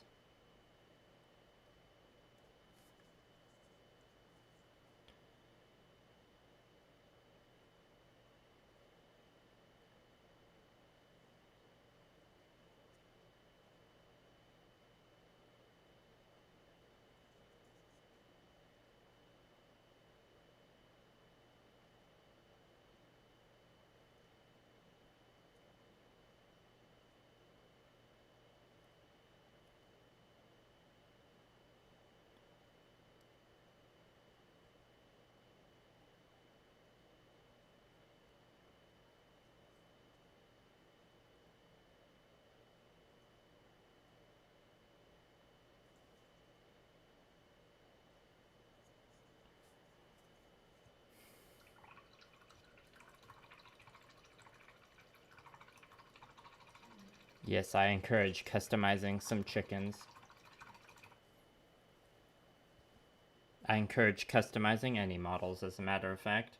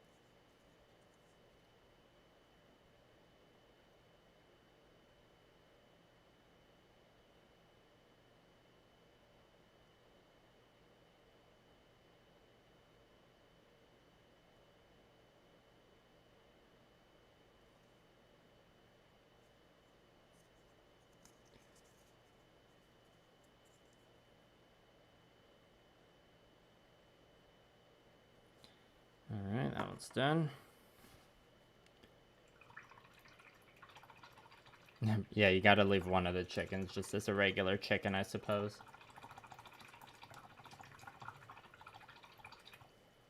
The boss chicken.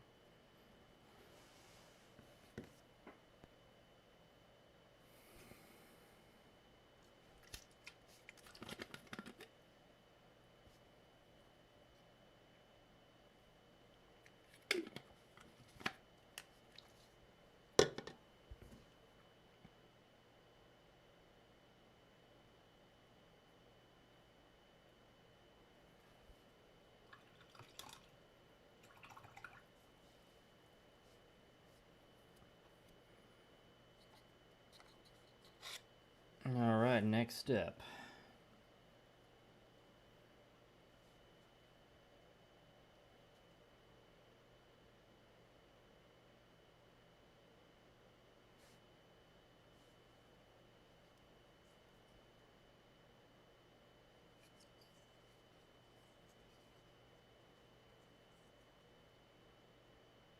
We'll start with the bottom of the cape this time.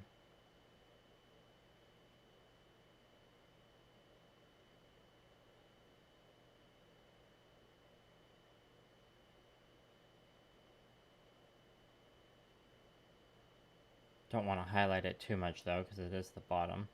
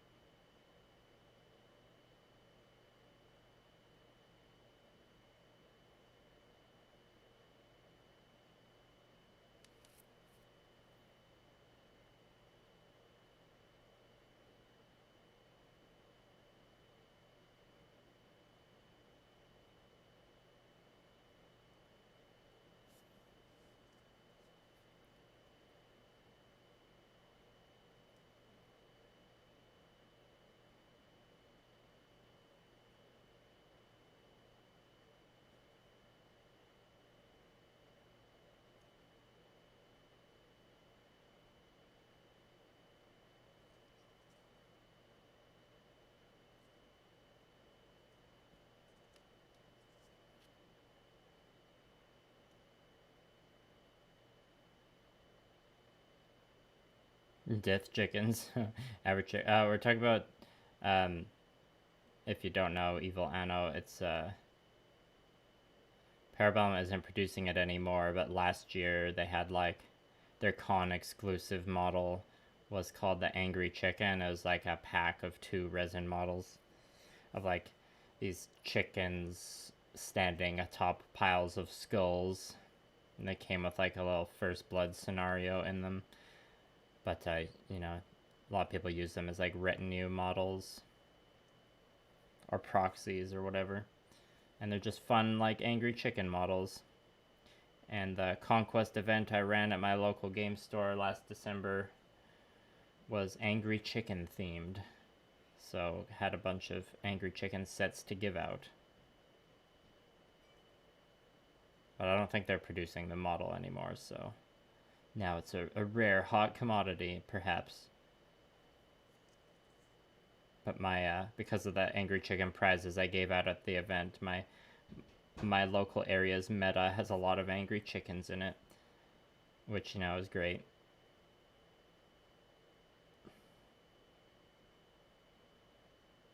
I don't have any angry chickens myself per se, but Blue Parappa does. She doesn't play Conquest, but she bought some angry chickens just for the lulz. So if I wanted to use some, I could just borrow hers.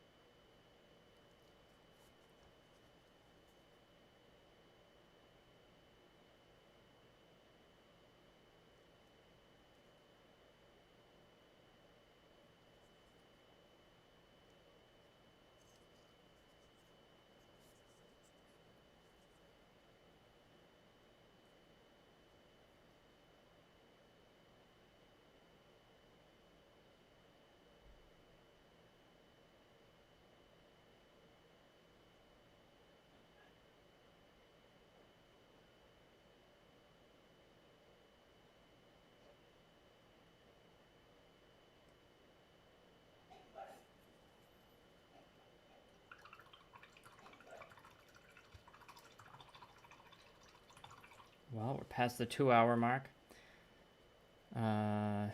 This is the last one to highlight? No, he's got, okay. We'll finish this round of this is the second round of the green highlights, and then I'll wrap up the stream. Maybe I'll just live schedule the next stream so everyone watching knows when the next one's gonna be.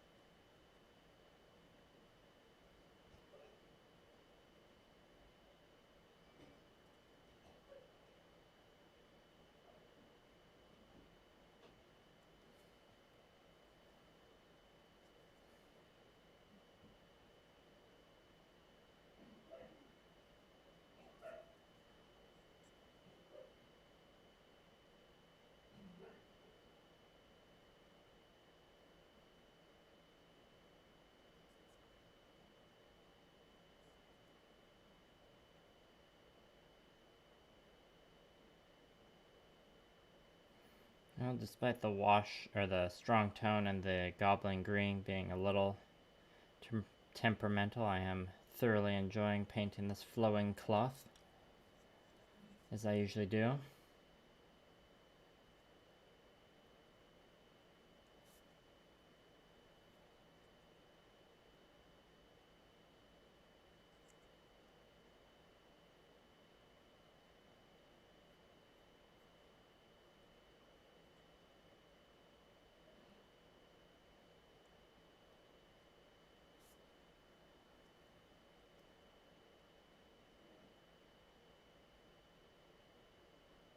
Right, this is the cloak that had the worst treatment from the strong tones, so I'll need a bit more blending finesse.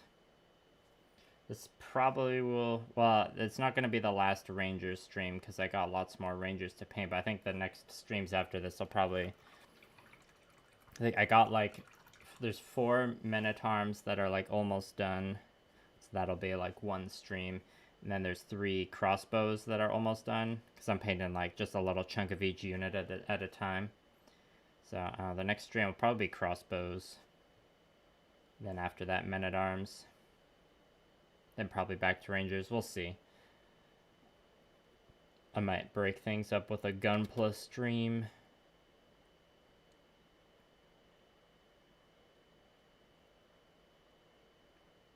Because, you know, still got Gunpla projects. Just, there's the 100 Kingdoms, or the Conquest armies take a decent amount of time to paint. So I gotta make sure I'm chipping away at them pretty frequently.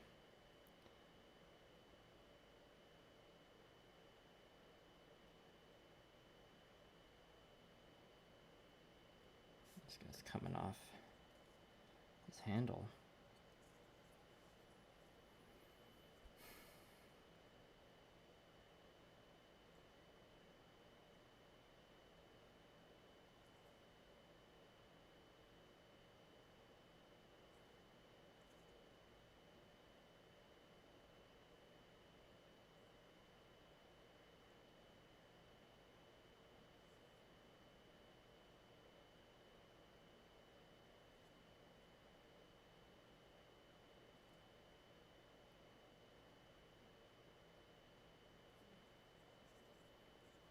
Yeah, that looks pretty nice from a distance. It's that classic problem of like, you spend so much time looking at the mini up close. When you're painting it, all you can focus on is the mistakes that you made.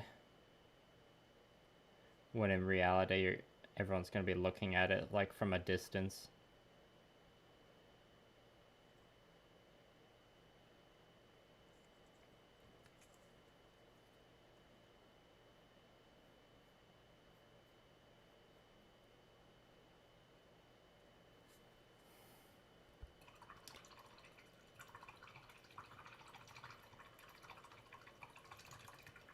Well, let's I got just a bit of green left on the pot. I'll just add a bit more yellow. I might as well do the next round of highlights because it won't take as long.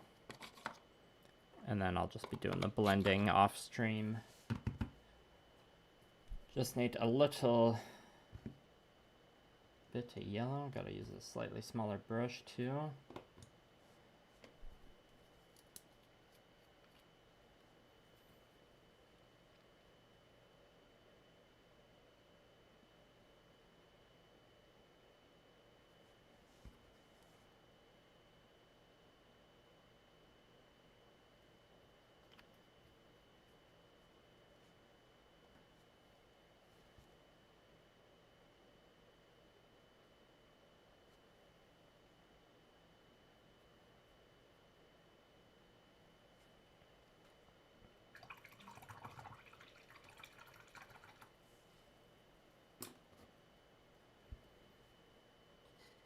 Alright, back to the kneeling down guy.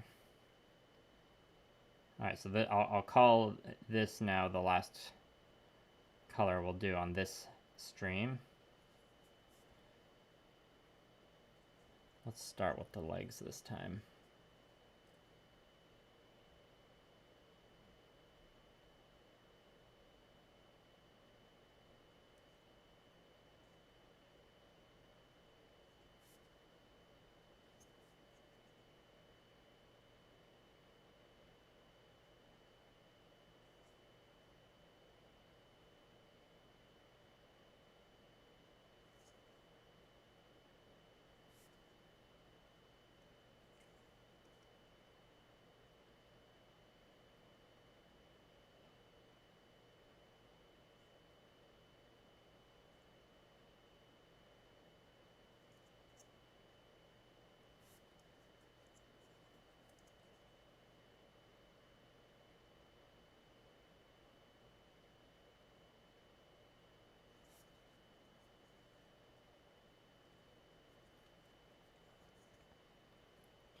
When this whole unit's done, it'll probably be one of the more eye-catching ones on the table.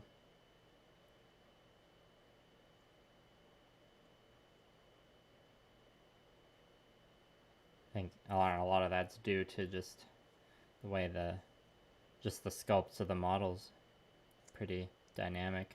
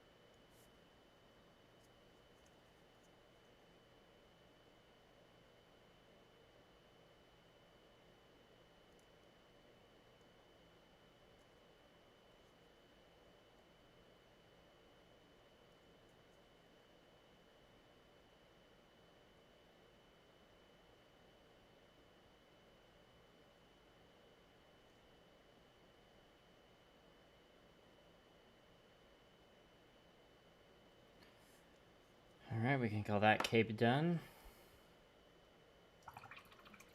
Okay, see you, Lily. Thanks for coming. Appreciate you stopping by.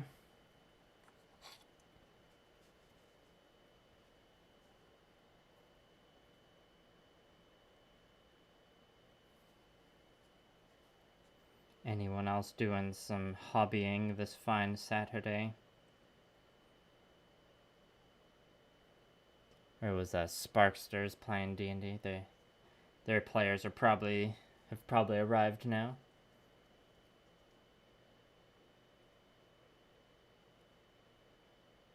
I'm get to play D&D next weekend. I'm not DMing this time though. There's a period from like, it's probably like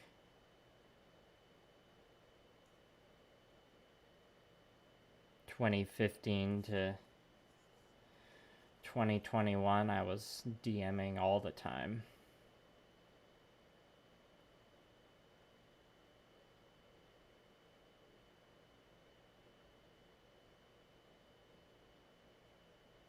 I've been enjoying being a player recently, but I still miss the DMing sometimes.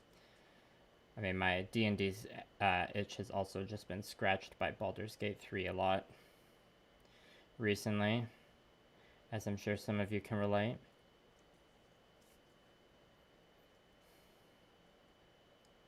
I recently discovered that the Tavern Brawler throne damage build is very overpowered. I wouldn't be surprised if the Tavern Brawler feat got nerfed in a patch or something, because it's very good. Like, I've got Karlach and this, like, dual wielder, like, thrown weapon build with, like, a Berserker Barbarian and Eldritch Knight Fighter, and she does more damage, like, throwing her weapons than she does, like, actually going into melee. It's pretty ridiculous.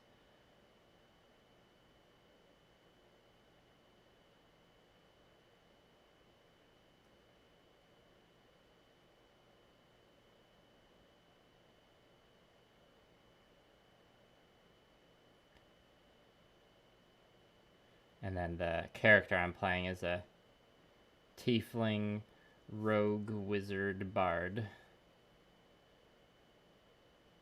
A blades bard.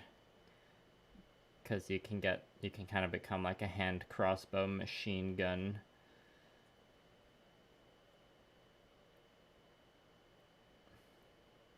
With one of the bardic flourishes.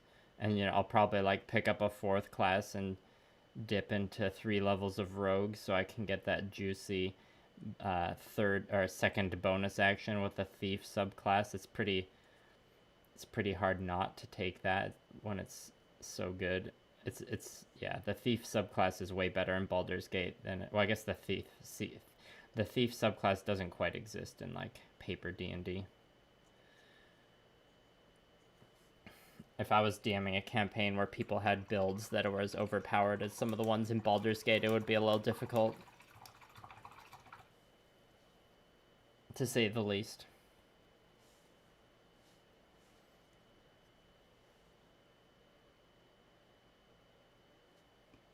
Alright, this will work out nicely. We should have just enough paint left on the palette. And we'll make it to like almost 2.5 hours. That's pretty good between last night's stream and this stream. Got a solid like 5.5-ish hours of painting.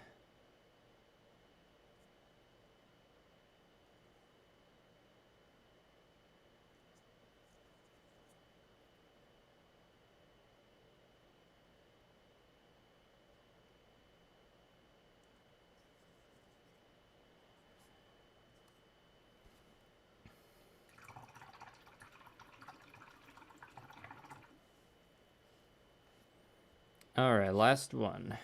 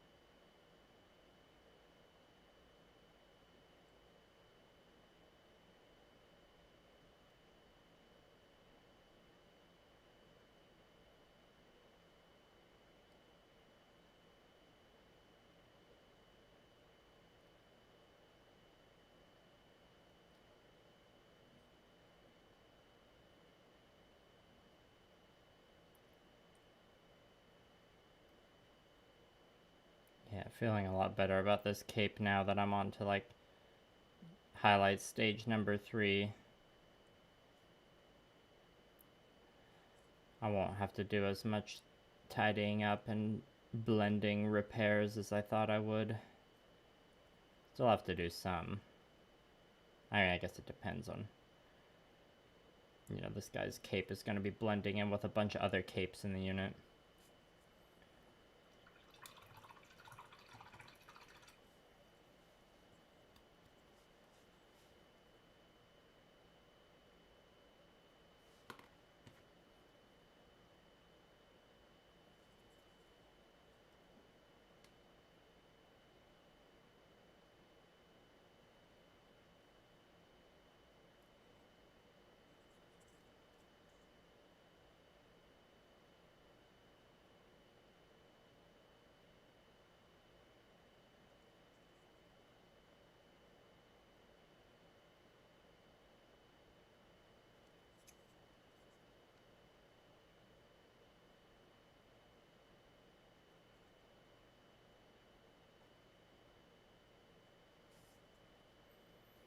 All right.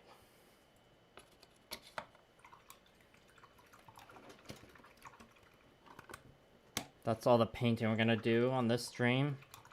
I'm gonna pull up my calendar and a tab here so I can just hopefully tell y'all when the next stream is gonna be.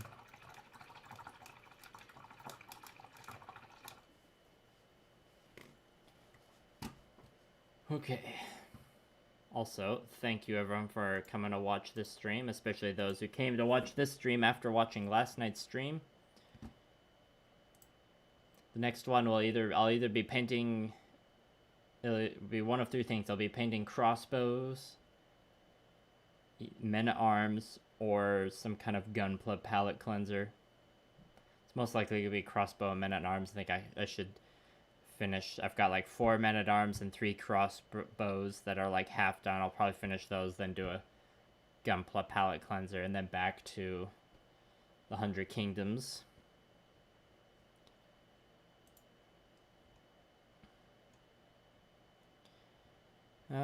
Let's see.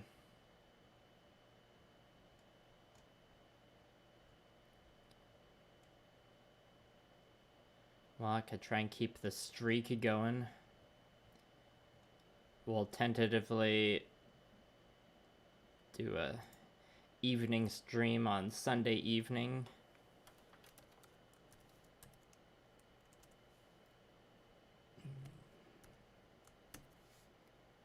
And then we'll do the same thing where we have we'll just leave the stuff set up overnight and do a Monday morning stream.